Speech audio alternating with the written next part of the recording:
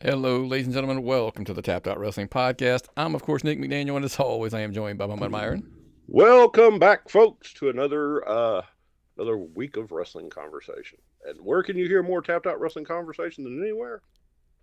Well, man, listen, you know we're everywhere, but the place we tell you to always, first and foremost, you want to be is over at patreon.com/tapped out pod.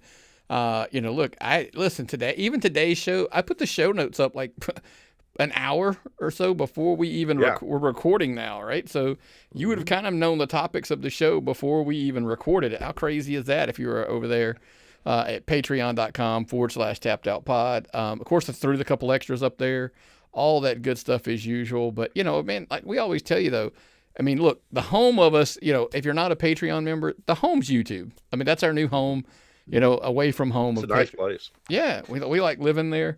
But if you are subscribing, that's the key for first and foremost. Make sure you're subscribing over on YouTube. 2, click the little bell so that way you get your notifications when we drop things.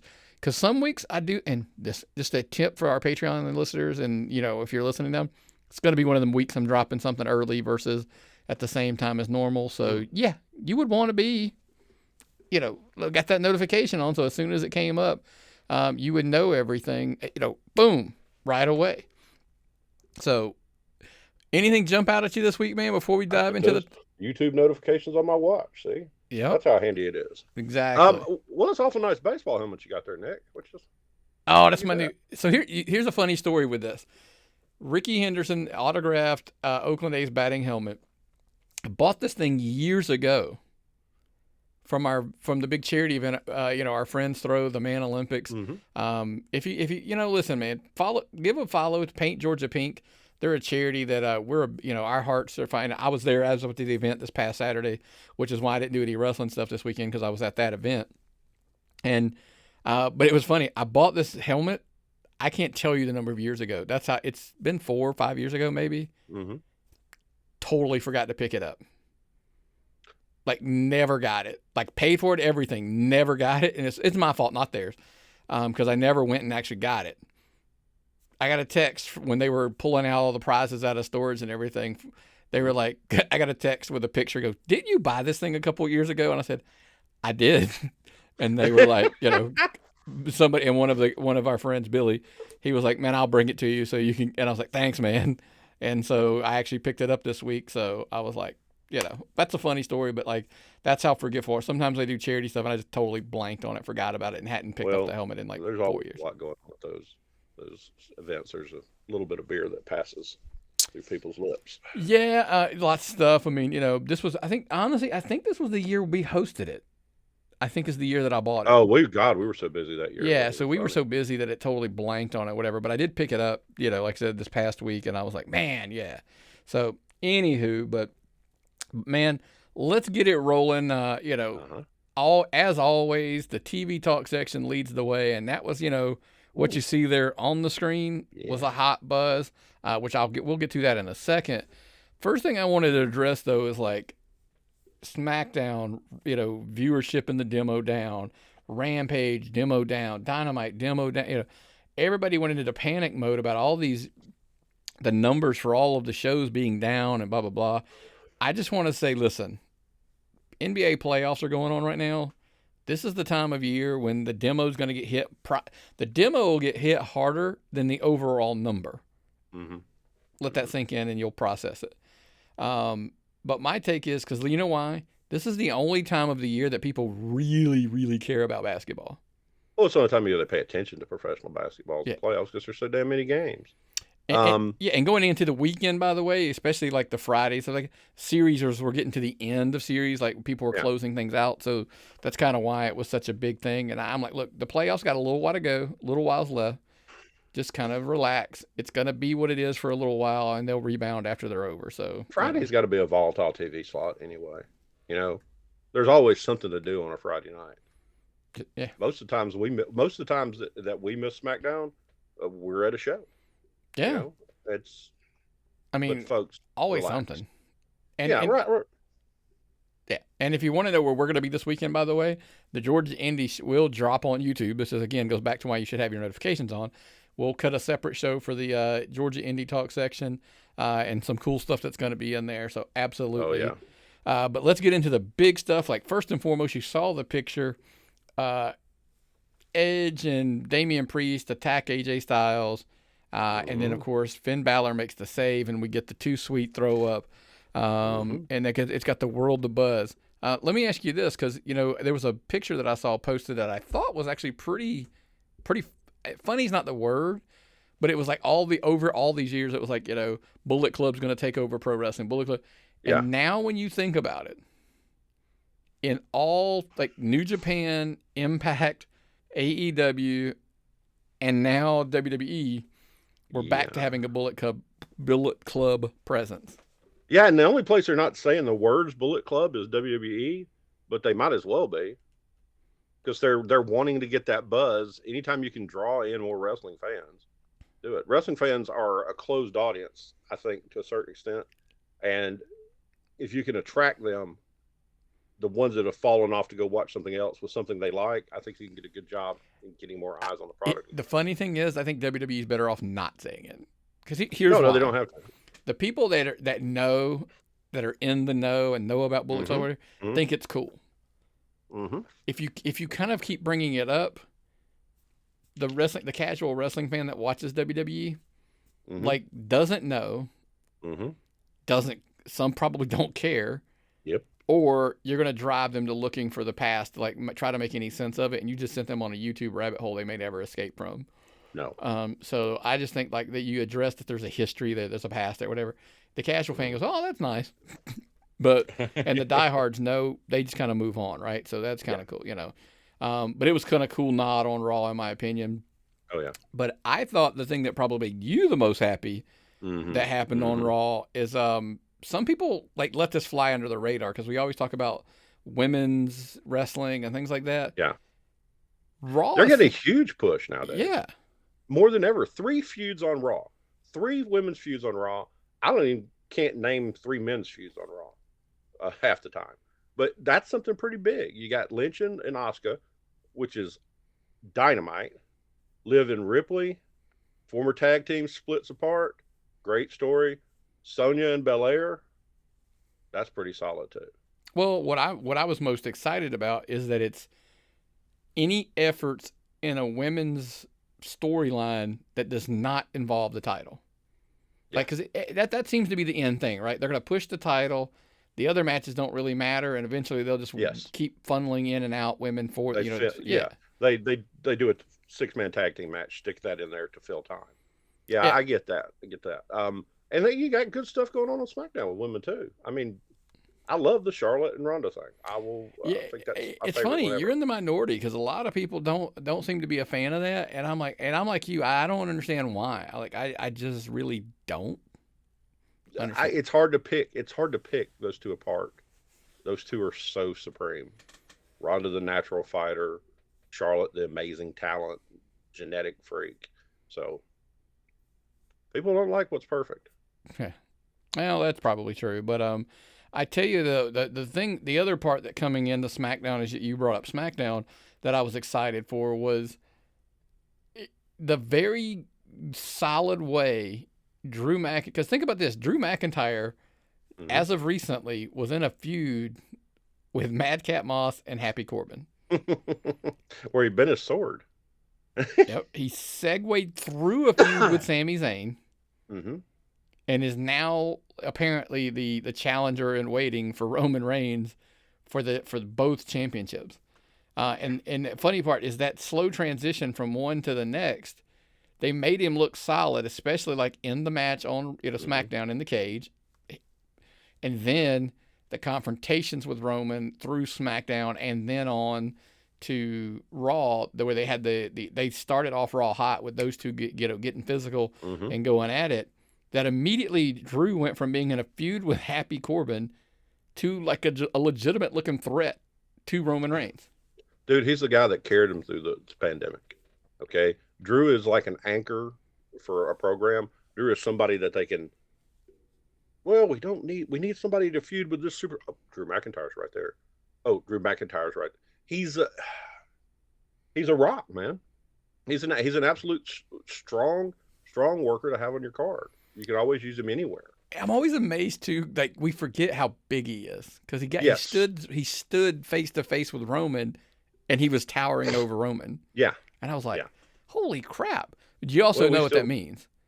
It means Happy Corbin's bigger than you think because they were standing kind of close to you. So I was like, we always forget that may be why I was you kind of forget there for a while when he was having that feud with Happy Corbin. So yeah. But as speaking of championships that are progressing on to the next person, we're over on AEW. Clearly now it's official: CM Punk versus Hangman Page, Double or Nothing.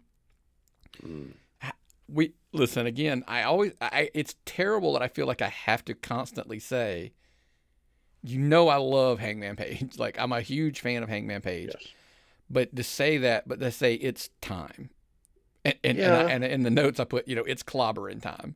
Yeah, I hate the fact that his championship honestly has been so boring. I mean, it's not been anything like you would expect it to. They've not used him and they've not focused on the championship when he was champion, in my opinion. He never felt like he was the main story. Exactly. So, but yeah, and the old saying we have in our friend circle, like me, Jack and I started this saying, like, just because it's overrated doesn't mean it's not good. No. And that's always been my take on CM Punk. Is I think CM Punk's overrated, but that doesn't mean I don't think he's good. I don't think he's not good. Yes. But the funny part of that is clearly their fan base doesn't share the same opinion that I do, which is fine, by the way. And I'm not saying I'm right. But so clearly, in my opinion, it's time to make him champion. Yeah. Like he's fought his way through and did all that. And, and who knows, maybe they come full circle down the road. If he becomes champion, MJF circles back around and that becomes, his opportunity to become champion. Mm-hmm. He's got to get through the Wardlow thing, but he'll eventually get there. But the highlight of it seemed like all week of AEW, everybody was talking about Dax Harwood and Cash Wheeler, in the Owen Hart tournament that they're having. Their singles match here's the funny part. Did you see the video that somebody took the video and actually put it together of like, they essentially pieced together the Owen versus Brett match. Oh, I didn't see that. AEW's, it's funny. This is not the first time they've done this thing. They've done it in a couple matches where you go back and you can almost take, matches and like say, oh, okay, they took this, and this from the matches, sequences or whatever. But it doesn't matter. The match was freaking good. It didn't matter. Yeah, definitely. And that's a huge thing. It was super solid. The pure wrestling fan in me loved it. Could I be negative on it? Yeah, but why? Why would I be? And I think the good problem with this, it highlighted the fact that these two guys could do singles. Yeah. Versus being just FTR, and what does that mean for their future? Have they done everything as a tag team? And let us know at, tappedoutpod@gmail.com. Do you think, have they done everything as a team that they can do at this point? And is it time for them to split? I don't think so. I definitely don't think so. I don't either, but I'm saying, I think there's a lot of people out there that could go. There's people asking that question. Yeah, we're just asking what people are asking, right? Mm-hmm. Speaking of tag teams over on Impact, the Briscoes have hit Impact. Yes. The question I, again, put to you, Myron, and to anybody listening on tappedoutpod@gmail.com, is this pretty much where they're going to be? Because we've heard the rumors of Warner Media, and especially now it's Discovery, Warner Media, whatever, weren't real big fans of the Briscoes. No. So with Tony Khan owning Ring of Honor, if they end up tangled with AEW/Warner Media, they're not going to have a home there either. Yeah. Is Impact the best fit for them long term? I think so, because Impact doesn't tend to be as, what's the word I'm looking for? Interested in people's social issues. They're more interested in putting on a wrestling show. There's not they don't have enough, in my opinion, buzz to get the whole, social movement behind it to stop somebody. If you agree with them or don't agree with them, that's immaterial. but I think they're good on Impact. Impact has strong tag team division. Uh, they get the best bookings off of just about any traveling tag team I know of. They get the best bookings. Yeah. They work all over the place constantly, And would be able to with Impact. That's the other thing. Yes, yeah. Impact gives them that flexibility, and I like the way they handle all of their talent at Impact, because you can go and work anywhere, anytime, and they tape Impact, so you don't have to. They go and do tapings. You don't have to like go out and be working on a road all the time and interfere with other shows. So yeah, I like that probably is the best choice for them. Yeah. The other big thing of TV this week, believe it or not, had I don't want to say nothing to do with wrestling, but it was wrestling related. Yes. But we thought it was pretty cool, and we wanted to, like, WWE talent actually at the NFL draft. Mm-hmm. And I'm not talking about just physically present. The Miz did the Cleveland Browns pick. Happy Corbin did the Kansas City pick. The Gable Stevenson did a Minnesota pick, and Titus O'Neil was on the stage for the Tampa Bay pick. Mm-hmm. Like, is this Vince's wet dream? This is what Vince has always wanted. Vince has always wanted crossover. He's wanted stars that could appeal and do anything. Having a wrestler come out to this sounds corny, but having a wrestler come out and make a draft pick on national sports, forgive me for air quotes, legitimate sports that 10 million people watched on a downstroke for the draft, on a bad ratings for the draft. 10 million people still watch. They saw these athletes out there that were representing the WWE. That's good press. Yeah. And because the NFL is the primary, like, it is number one when it comes to sports in this country. Mm-hmm. For all our international listeners, the United States, the NFL, American football is, hands down, number one when it comes to the sporting world. Oh, God, yeah. So for them to be even present there, and then to get to do the picks and all that, it just was, like you said, it just opened the floodgates, to new eyes and new, who knows. And there's not that big a stretch between football and wrestling. Oh. I would wager you any professional football fan wouldn't have much trouble becoming a wrestling fan. Mm-mm. Okay, if we just look at the demographics of the people you would imagine NFL fans are, they would convert, and they probably know these wrestling guys. Well, there's lots of guys. Everywhere. There are lots of guys, by the way, who were football players that are wrestlers. Yep. So, I mean, it's not like it's unheard of. And I think that's ultimately, one of the good things, but man, we're excited this week. We have a new partner, new paid advertiser sponsor on our show this week. And I'm excited for you guys to hear about our friends over at the Athletic Greens. Our next partner has a product I use literally every day. I started taking AG1 because I wanted more energy, and I wanted to see what was all the hype about. So what is this stuff? With one delicious scoop of AG1, you're absorbing 75 high-quality vitamins, minerals, whole food source superfoods, probiotics, and adaptogens to help you start your day right. This special blend of ingredients supports your gut health, your nervous system, your immune system, your energy, recovery, focus, even aging. I personally use it because when I started this keto fasting diet I'm on, I was worried about the energy I was going to have. Not now. It supports better sleep quality, recovery, mental clarity, even alertness. By the way, it's cheaper than getting all the different supplements that's in this thing. Athletic Greens has over 7,000 five-star reviews and even recommended by professional athletes. Right now, it's time to reclaim your health and arm your immune system with convenient and daily nutrition. It's one scoop in a cup of water every day. That's it. No need for a million different pills and supplements that you're looking to look out for your health. So to make it easy for you, Athletic Greens is going to give you a free 1-year supply of immune-supporting vitamin D and 5 free travel packs with your first purchase. All you got to do is visit their website at athleticgreens.com/emerging. Again, that is athleticgreens.com/emerging to take ownership over your health and pick up the ultimate daily nutritional insurance. That's right, Awesome. man. Make sure you're checking them out over athleticgreens.com /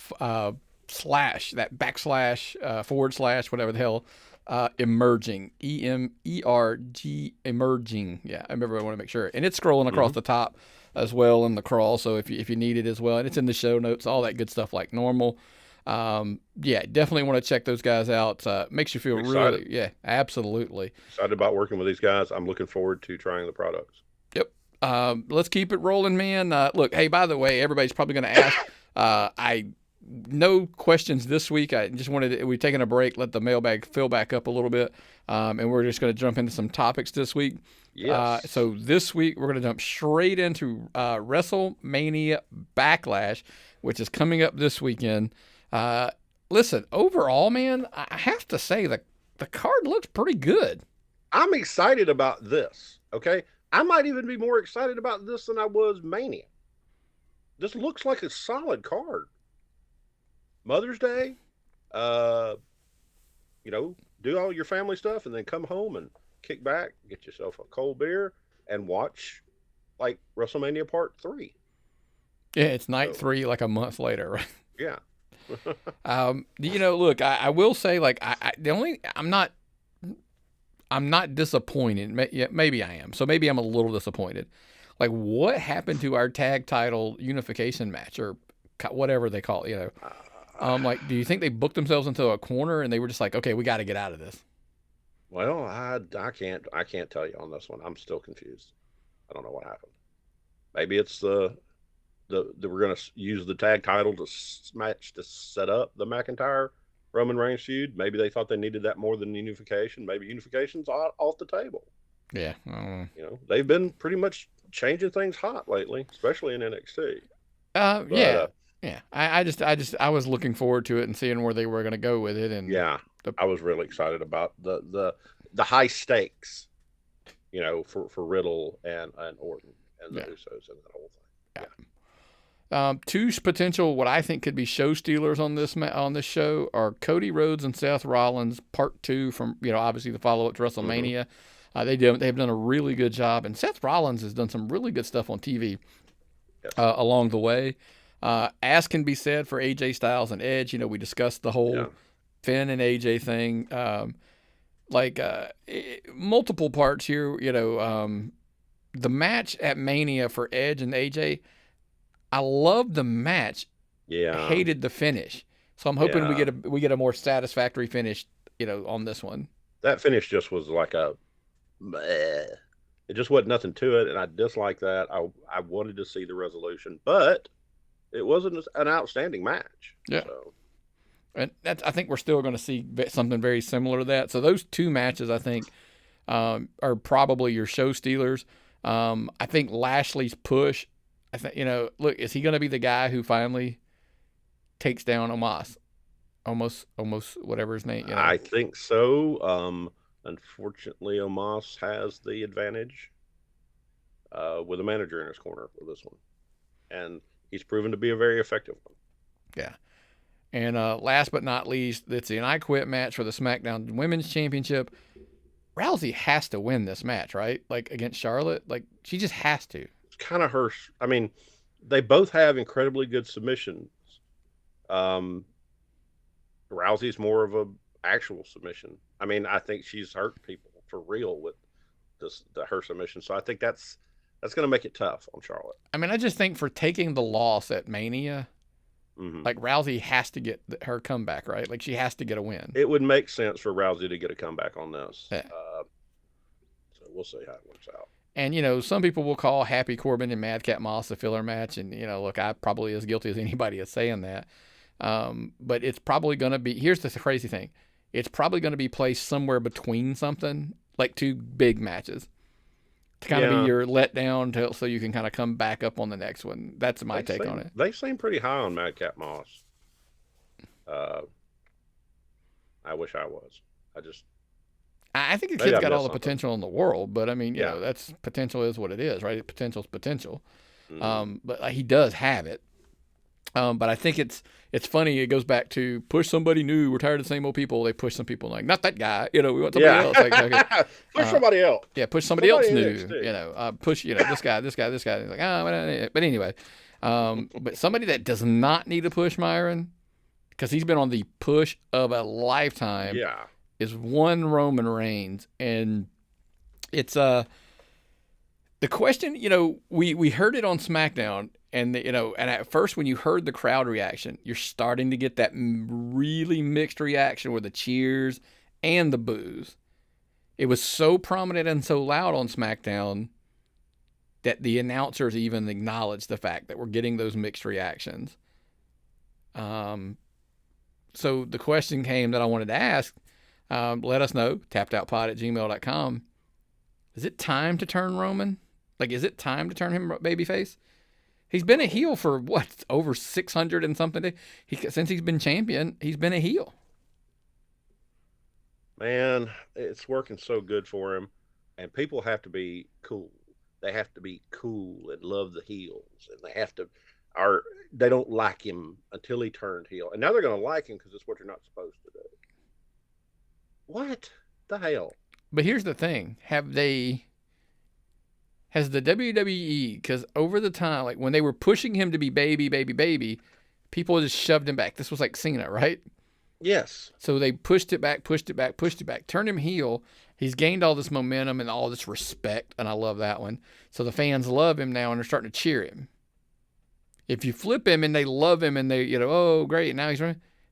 Have they outsmarted everybody and actually, in turn, essentially got him where they wanted to? They just had to go the different route to get him there. Yes. Do you have to, with Roman and in wrestling, we'll take it not with Roman. With wrestling fans these days, you have to make them hate something before they start liking it. You have to make them, you can't just give them, just what you think they want. You just have to throw it out there and see if they'll turn on it or if they like it. They turn on it. Wrestling fans are so damn weird. They want bad guys for good guys and good guys for bad guys, and successful people are hated. It's kind of bizarre to me. Yeah, really weird. But like me personally, if they're gonna embrace it, do it. I mean, because it doesn't matter. He could literally turn baby. But my question would be, who's the turn against? Like, what do you got to do to him? Or who has to jump him or attack? Because, look, we've clearly seen as Brock Lesnar, became baby. Yeah. Roman was heel. So you can't bring Brock back and that, Bob, or could you? The only way it ever, is it if you have Paul turn with somebody, and make him baby? I don't even know if that works. It's probably going to require Paul. Maybe the Usos. But here's the thing. If even remotely that rumor of wanting that match with Rock next year at Mania, he can't be baby. No, you got to leave him heel another year. You can turn him post that match. Yeah. If he stands up and if Rock beats him, let's say, and he hugs him and he embraces him and they have their moment, and Rock, blah, blah, blah, whatever. Could it happen? Sure. But I think that ultimately is the sign of, can it even happen? So we would love to hear what you guys think. Like, would you turn him? And if you did, how do you even get there? Like, that's the ultimate, how do you get there? I don't have a clue. So, but how do you get somewhere? Well, listen, how do you get into the WWE right now? Well, it's not, let me rephrase. It's not even about getting there sometimes. Now it's about staying there. Well, they got you on a probational period at work now, apparently, for wrestlers. It appears that way. I thought that can't remember, his Brock Lesnar 2.0. I thought he was going to be the biggest damn thing in wrestling. But he didn't have something they wanted. 90 days, if that's the number we're hearing, you have 90 days to improve and show them something. You don't have to be perfect, but you just got to be improving and ready. So, and this is another one of those things where you see where they're going with athletes, instead of indie wrestlers. Because when the athletes come in, they don't have any bad habits, to quote Right. Triple H. And it's right. You know, are we going to have another guy like Ciampa that stays in NXT forever? Look at Roderick Strong. He's re-signed in December. Now he wants to go. It's changed. They've changed NXT and all the expectations. It's not just 2.0. It is a completely different ball game. Right. And like you said, you addressed it, and it is true, because Triple H recently made the comment about how indie wrestlers have bad habits. Well, with a new athlete, they just have to train them their way. Yeah. With an indie wrestler, you have to break bad habits and teach them the right way. Yes. So sometimes it's more challenging. But again, it comes back to, I think, having this, they don't expect you to be main event level in 90 days. They just want to see, I think they want to see the work ethic, and I think they want to see, and I'm not saying the people that were released don't have one. I'm just saying they want to see that, and then they want to see how much better did you get in that window. Like, oh, okay, he's got something, or she's got something. Yes. They're getting it. Look at it's Dakota clicking. Kai. Yeah. Look at Dakota Kai.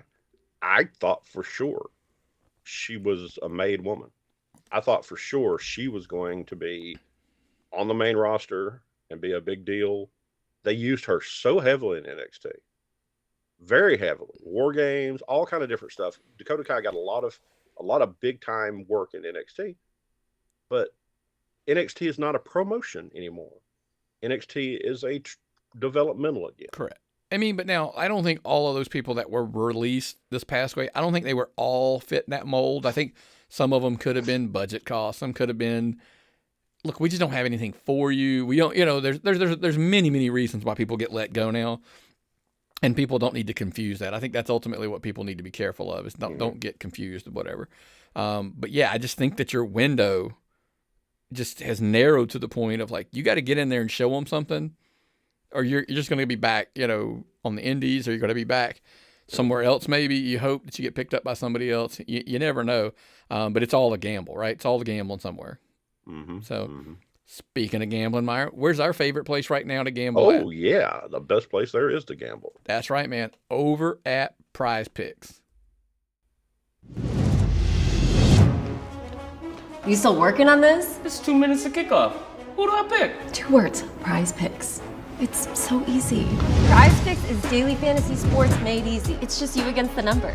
Simply pick the over-under on 2 or more players, and that's it. You can win up to 10 times your money in just one day. Join over 150,000 people who found a better way to play. Download the Prize Picks app today and get your first deposit match up to $100.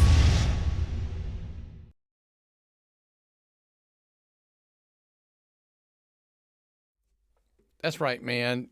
Go over there. Use that little promo code there. It's in the show notes.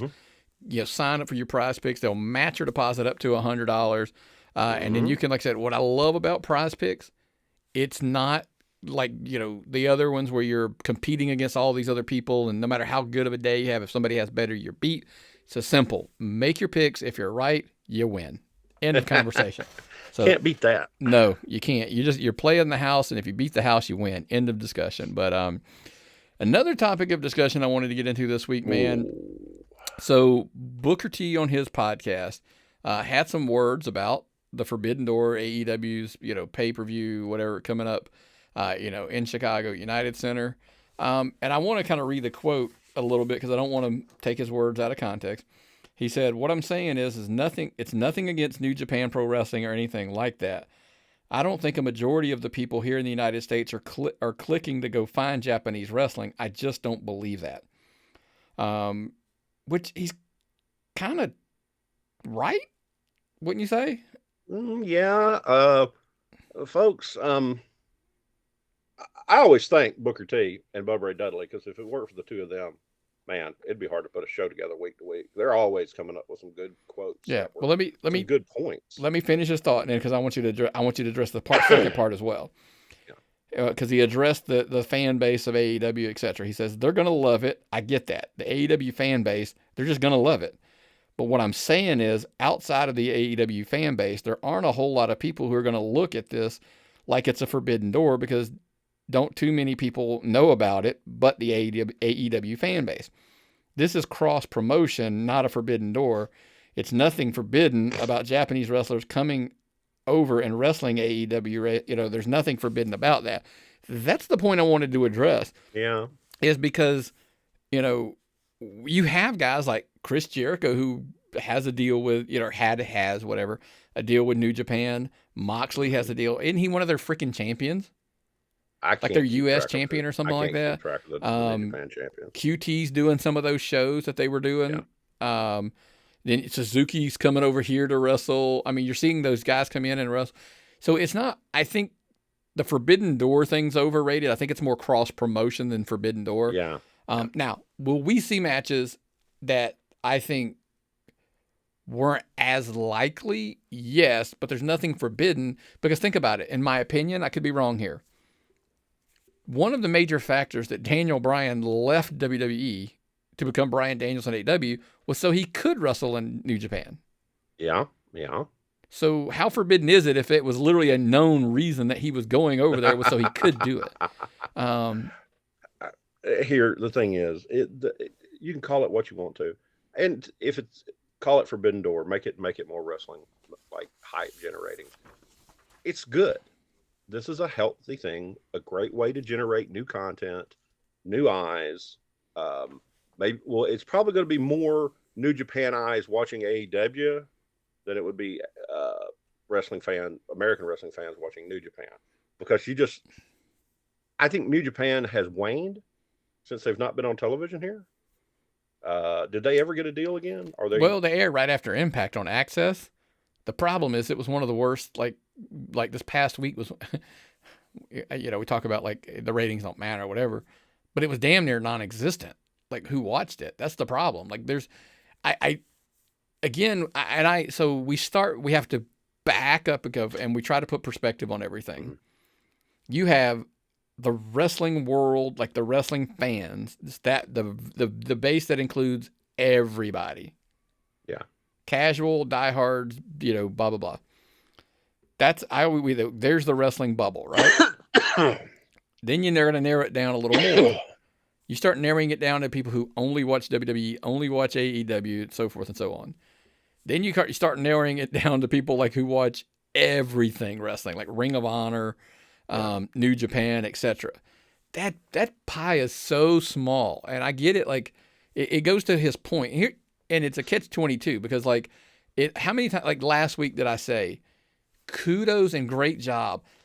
This is a phenomenal job for Tony Khan to serve his diehard base and make them happy. Yes. Great job. I am not knocking it in the least. But does it do anything to grow their audience? I think not. There's nobody I don't think there's anybody who would be interested in New Japan wrestling that's not watching AEW. Yeah. I could be wrong, and that's just my opinion. Yeah, I have to agree with you. I think it's good for wrestling, but I don't think it's as groundbreaking as they're acting like it is. Yeah. Well, in this country, let me back up. In this country, could people that are in Japan, but then how are they going to watch it? They're watching Dark and Elevation on YouTube. You know what I mean? If they're watching AEW. Hell, I can't even get the damn cable deal right with my own cable package. So, they damn turned it off again on me. Internet cable television might be overrated. Absolutely. But to go back to the point, like it's funny, like you can sit there and say on the one hand, like I am excited. I think they will do. Like I think we're gonna see either because Okada made a comment this past week that is it really like Forbidden Door? Is it a big deal? Like if he's not there. So I think we're leading down to the road of who does he wrestle? If he's there. Wrestle Daniel Bryan. That's what I thought, right? But then everybody's like, but what don't we want to actually see Will Ospreay versus Daniel Bryan? Or CM Punk or John Moxley or it's so many matches that somebody that follows that wrestling more than me would be better off picking. Yeah. Me personally, I think, do you mix and match it? Like, hell, if Kenny Omega's back by then, do we get Kenny versus Will Ospreay and do we get Daniel Bryan against Okada? And then there's like you said, there's so many mix and match pieces that you could throw in there. and try That's to a have lot. against each other. Do you get a Tanahashi versus, so anyway. But the point being, and here's the crazy thing, is that even a style that our next guy we're going to talk about has any interest in. Like, does MJF, is there anybody in New Japan that he even wants? I couldn't think of anybody. I mean, again, they wouldn't be saying there's not anybody he could have good matches with. Oh yeah, There's just nobody in that, and that if you've got the perfect opponent from New Japan at Forbidden Door for MJF, tappedoutpod@gmail.com, because the thing we're going to discuss about MJF is this past week he made a comment that really kind of struck home, and I'll read it so I don't mess it up. I don't know if you guys are aware of this, but on January 1st, 2024, I'm going to be a free agent. Who here would want to see me in WWE? So let me explain something to you people. I didn't get into business to make any of you happy. I got in this business to make as much money as humanly possible.